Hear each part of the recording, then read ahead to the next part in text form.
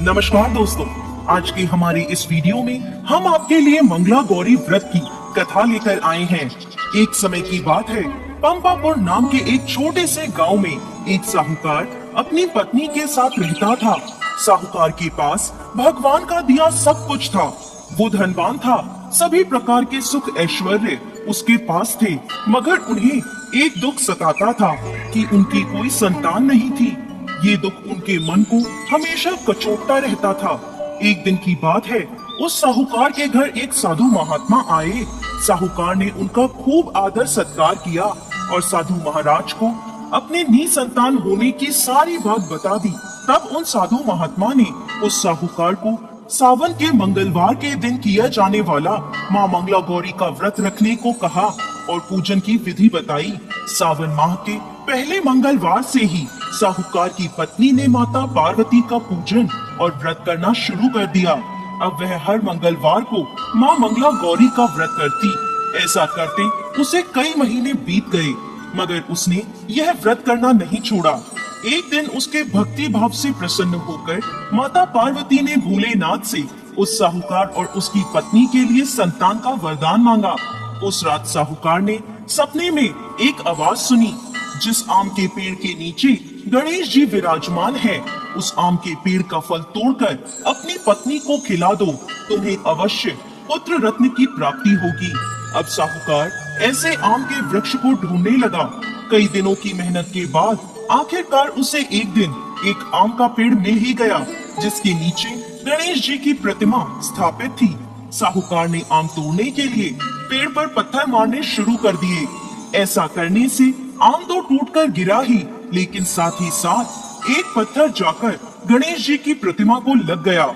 इससे रुष्ट होकर गणेश जी ने उस साहूकार को श्राप दिया, हे स्वार्थी मनुष्य, तूने अपने स्वार्थ के कारण मुझे चोट पहुंचाई है, अतः तुझे भी ऐसी ही चोट लगेगी। माता पार्वती के आशीर्वाद से तुझे पुत्र रत्न की प्राप्ति तो होगी, परंतु वह 21 वर्ष की आयु तक ही जीवित रहेगा। फिर सांप के डसने से उसकी मृत्यु हो जाएगी। ये बात सुनकर साहूकार घबरा गया।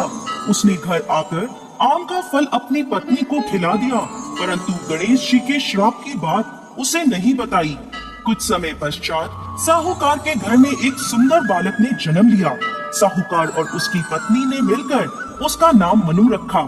देखते ही देखते मनु 20 वर्ष का हो गया। वो अपने पिता के साथ व्यापार पर जाने लगा। एक दिन घर लौटते समय दोनों पिता और पुत्र भोजन करने के लिए गांव के तालाब के पास पेड़ की छांव में बैठ गए और भोजन करने लगे। तभी उस तालाब पर गांव की 2 लड़कियां कपड़े धोने के लिए आईं। उनका नाम कमला और मंगला था। कपड़े धोते समय दोनों आपस में बातें कर रही थीं। कमला ने मंगला से कहा, क्यों मंगला, तुझे याद है मैं कब से मंगलवार को मंगला गौरी का व्रत कर रही हूँ। अब कुछ ही मंगलवार के बाद मैं व्रत का उद्यापन करूंगी। इस व्रत के करने से मुझे मन वांछित वर प्राप्त होगा और मैं सुख चैन से रहूंगी। ऐसा कहते हुए कमला आगे बोली, मंगला, तू भी अगले साल के सावन के पहले मंगलवार से ये व्रत प्रारंभ कर देना, तो तुझे भी अखंड सौभाग्य के साथ मनपसंद वर मिलेगा। कमला की बात सुनकर मंगला भी व्रत के लिए तैयार हो गई। वहीं वह दोनों पिता और पुत्र लड़कियों की बातें सुन रहे थे।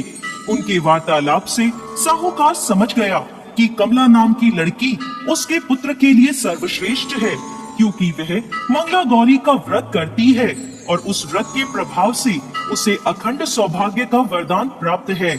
यह सोचते हुए साहूकार ने तय किया कि कमला का विवाह मनु के साथ करवाएंगे।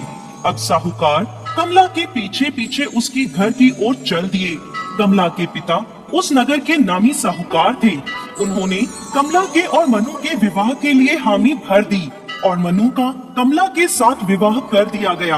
अपने ससुराल में आने पर भी कमला ने मंगला गौरी का व्रत नहीं छोड़ा। वो नियम से मंगला गौरी का व्रत करती थी।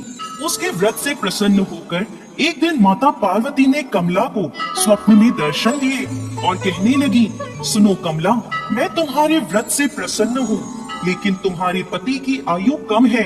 अगले महीने मंगलवार के दिन एक सर्प तुम्हारे पति के प्राण लेने आएगा। लेकिन तुम बिल्कुल मत घबराना और उस सर्प के लिए एक प्याले में मीठा दूध रख देना। उसके पास एक खाली मटका भी रख देना।